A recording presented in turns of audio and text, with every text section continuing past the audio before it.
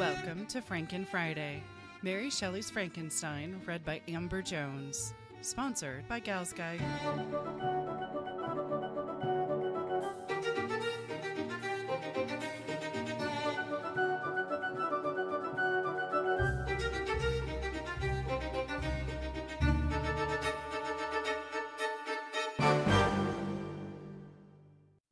Chapter 14.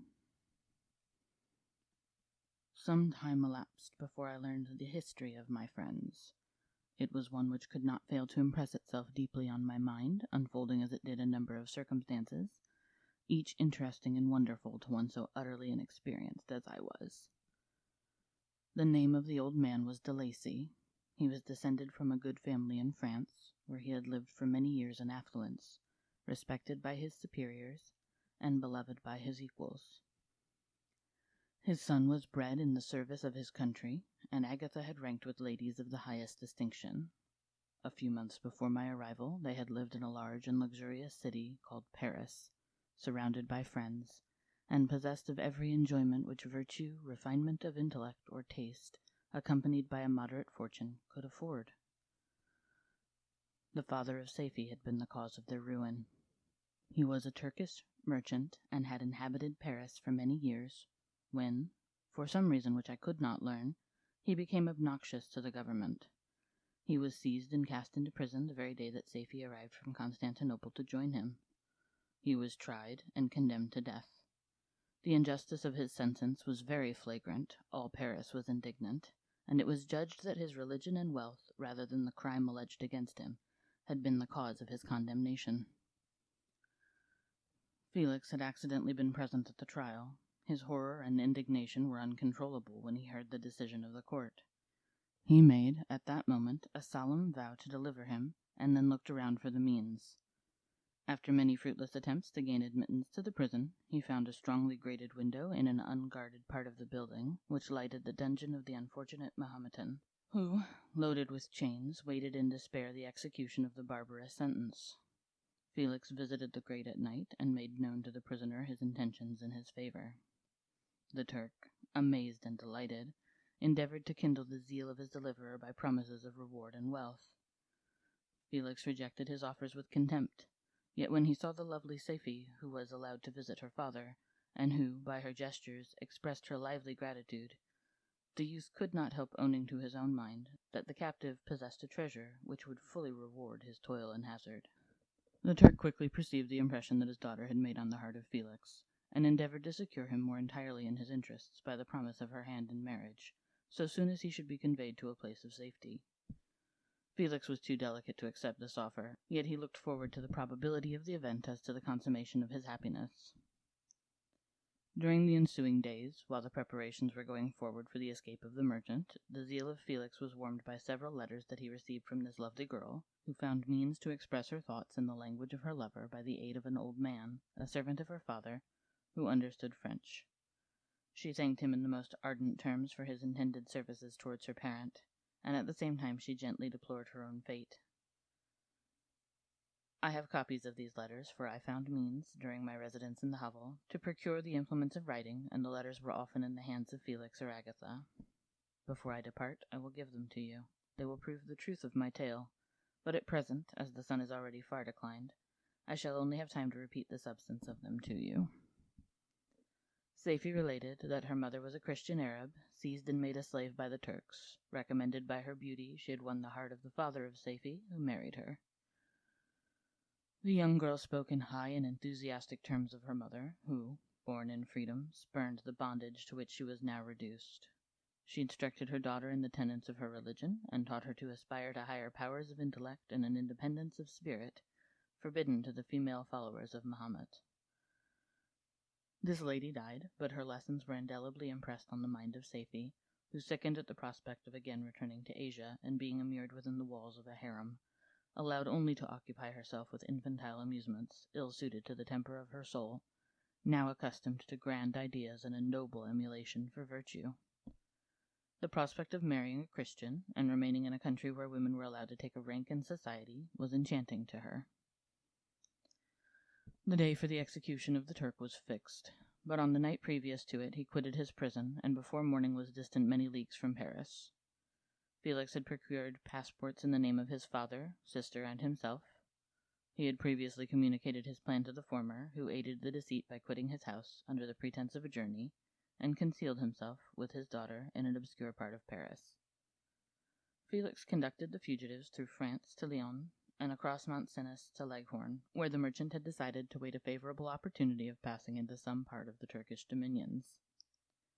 Safie resolved to remain with her father until the moment of his departure, before which time the Turk renewed his promise that she should be united to his deliverer, and Felix remained with them in expectation of that event. And in the meantime he enjoyed the society of the Arabian, who exhibited towards him the simplest and tenderest affection.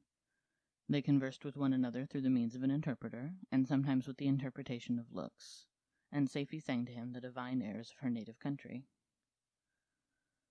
The Turk allowed this intimacy to take place, and encouraged the hopes of the youthful lovers, while in his heart he had formed far other plans.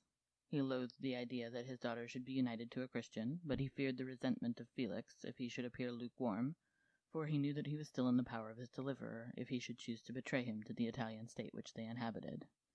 He revolved 1,000 plans by which he should be enabled to prolong the deceit until it might be no longer necessary, and secretly to take his daughter with him when he departed. His plans were facilitated by the news which arrived from Paris. The government of France were greatly enraged at the escape of their victim, and spared no pains to detect and punish his deliverer. The plot of Felix was quickly discovered, and de Lacy and Agatha were thrown into prison. The news reached Felix and roused him from his dreams of pleasure. His blind and aged father and his gentle sister lay in a noisome dungeon, while he enjoyed the free air and the society of her whom he loved. This idea was torture to him. He quickly arranged with the Turks that if the latter should find a favorable opportunity for escape before Felix could return to Italy, Safie should remain as a boarder at a convent at Leghorn, and then, quitting the lovely Arabian, he hastened to Paris, and delivered himself up to the vengeance of the law, hoping to free de Lacy and Agatha by this proceeding. He did not succeed. They remained confined for 5 months before the trial took place, the result of which deprived them of their fortune, and condemned them to a perpetual exile from their native country. They found a miserable asylum in the cottage in Germany where I discovered them. Felix soon learned that the treacherous Turk, for whom he and his family endured such unheard-of oppression, on discovering that his deliverer was thus reduced to poverty and ruin, became a traitor to good feeling and honor, and had quitted Italy with his daughter, insultingly sending Felix a pittance of money to aid him, as he said, in some plan of future maintenance. Such were the events that preyed on the heart of Felix, and rendered him, when I first saw him, the most miserable of his family. Could have endured poverty, and while this distress had been the meed of his virtue, he gloried in it, but the ingratitude of the Turk, and the loss of his beloved Safie, were misfortunes more bitter and irreparable. The arrival of the Arabian now infused new life into his soul. When the news reached Leghorn that Felix was deprived of his wealth and rank, the merchant commanded his daughter to think no more of her lover, but to prepare to return to her native country. The generous nature of Safie was outraged by this command. She attempted to expostulate with her father, but he left her angrily reiterating his tyrannical mandate. A few days after, the Turk entered his daughter's apartment, and told her hastily that he had reason to believe that his residence at Leghorn had been divulged, and that he should speedily be delivered up to the French government. He had consequently hired a vessel to convey him to Constantinople, for which city he should sail in a few hours. He intended to leave his daughter under the care of a confidential servant, to follow at her leisure with the greater part of his property, which had not yet arrived at Leghorn. When alone, Safie resolved in her own mind the plan of conduct that it would become her to pursue in this emergency. A residence in Turkey was abhorrent to her. Her religion and her feelings were alike adverse to it. By some papers of her father, which fell into her hands, she heard of the exile of her lover, and learnt the name of the spot where he then resided. She hesitated some time, but at length she formed her determination. Taking with her some jewels that belonged to her, and a sum of money, she quitted Italy with an attendant, a native of Leghorn, but who understood the common language of Turkey, and departed for Germany. She arrived in safety at a town about 20 leagues from the cottage of de Lacy, when her attendant fell dangerously ill. Safie nursed her with the most devoted affection, but the poor girl died, and the Arabian was left alone, unacquainted with the language of the country, and utterly ignorant of the customs of the world. She fell, however, into good hands, The Italian had mentioned the name of the spot for which they were bound, and after her death, the woman of the house in which they had lived took care that Safie should arrive in safety at the cottage of her lover.